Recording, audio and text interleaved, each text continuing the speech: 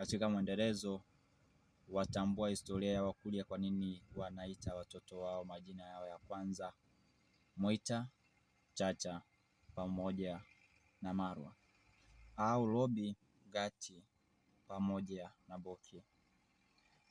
Wakati tulianza na jina la jinsia ile ya kiume ambao ni Mwita, Chacha pamoja na Marwa, na tukazungumzia jina la kwanza la mzao wa kwanza wa kiume ambao jina lake la kwanza kabisa ni Mwita. Tukaona kwamba Mwita jina lake, maana ya Mwita ni mtu anayeua, au Mwita ni Mwita, yani ni mtu ambaye anaua.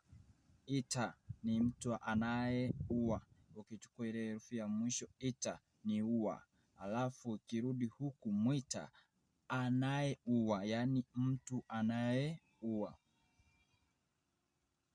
Leo tutaenda kuangalia upande wa pili ambao utakuwa ukituonyesha kwa jinsia ya kike neno la jina la kwanza, maana ya jina la kwanza la uzaliwa wa kwanza kwa Mkurya, ambaye jina hilo litakuwa ni Robi. Robi maana yake ni mtu ambaye anasafiri, anarobiri, yani anamaanisha ni mtu mwenye msururu, yaani kwamba hapo nyuma kuna watu wengine wanamfuata kwa wingi ambao watamtegemea au watamfuata hapo nyuma. Mfano, yeye atakuwa ametangulia, lakini kuna wengine watamfuata hata kuwa wa mwisho, wa kwanza na wa mwisho, ila kuna wengine pia wanafanya nini? Watamfuata kwa wingi, ina maana watafululiza sana.